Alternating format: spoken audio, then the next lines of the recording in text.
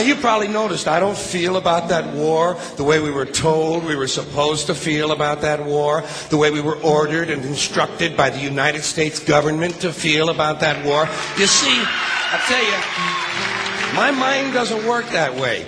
I got this real moron thing I do. It's called thinking. And I'm not a very good American because I like to form my own opinions. I don't just roll over when I'm told to. Sad to say, most Americans just roll over on command. Not me.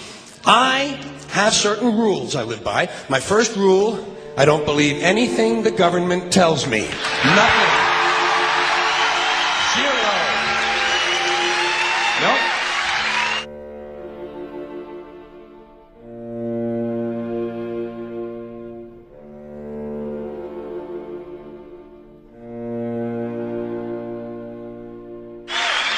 And I don't take very seriously the media or the press in this country, who in the case of the Persian Gulf War were nothing more than unpaid employees of the Department of Defense, and who most of the time function as kind of an unofficial public relations agency for the United States government. So I don't listen to them, I don't really believe in my country, and I gotta tell you folks, I don't get all choked up about yellow ribbons and American flags.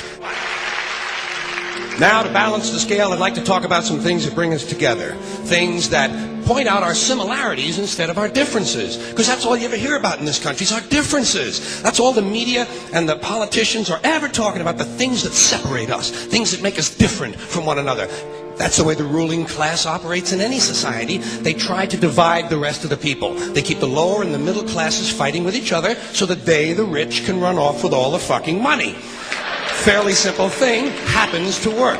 You know, anything different, that's what they're going to talk about. Race, religion, ethnic and national background, jobs, income, education, social status, sexuality, anything you can do, keep us fighting with each other so that they can keep going to the bank. You know how I describe the economic and social classes in this country? The upper class keeps all of the money, pays none of the taxes. The middle class pays all of the taxes, does all of the work.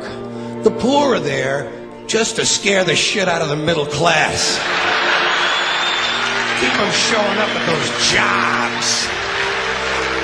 Politicians know that word. They use it on you. Politicians have traditionally hidden behind three things: the flag, the Bible, and children. No child left behind. No child left behind. Oh, really? Well, it wasn't long ago you were talking about giving kids a head start. Head start, left behind? Someone's losing fucking ground here. But there's a reason. There's a reason. There's a reason for this. There's a reason education sucks, and it's the same reason that it will never, ever, ever be fixed. It's never going to get any better. Don't look for it. Be happy with what you got. Because the owners of this country don't want that. I'm talking about the real owners now. The big, the wealthy, the real owners, the big wealthy business interests that control things and make all the important decisions. Forget the politicians. They're irrelevant. The politicians are put there to give you the idea that you have freedom of choice. You don't.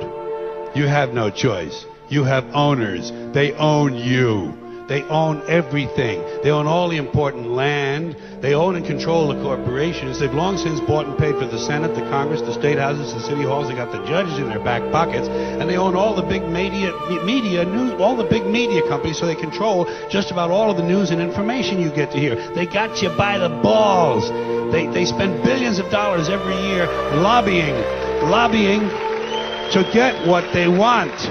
Well, we know what they want. They want more for themselves and less for everybody else. But I'll tell you what they don't want.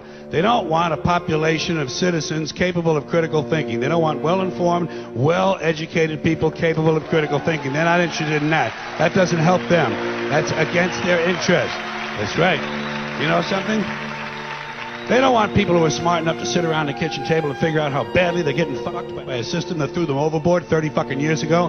They don't want that. You know what they want? They want obedient workers.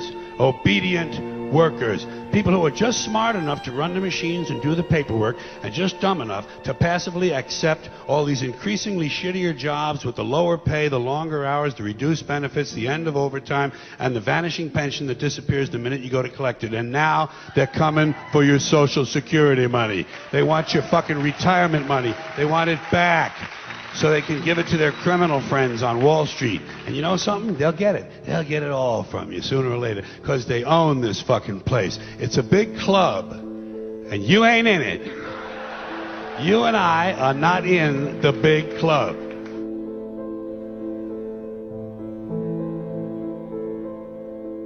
The greatest form of control is where you think you're free when you're being fundamentally manipulated and dictated to. One form of dictatorship is being in a prison cell and you can see the bars and touch them. The other one is sitting in a prison cell but you can't see the bar, you think you're free. What the human race is suffering from is mass hypnosis. We are being hypnotized by people like this. Newsreaders, politicians, teachers, lecturers. We are in a country and in a world that is being run by unbelievably sick people. The chasm between what we're told is going on and what is really going on is absolutely enormous. The greatest hypnotist on planet Earth is a oblong box in the corner of the room. It is constantly telling us what to believe is real. Historically, the control and manipulation of political opinion has been the Freemasons' main weapon in gaining control of countries and states. Once in control of the rulers and politicians of a country, laws and political structures could be changed in accordance with their agenda. However, since restricting the body does not necessarily mean restricting the mind, the Freemason recognizes that their plan for a global government hinges completely on subduing the masses to their agenda, and thus eliminating opposition to their cause.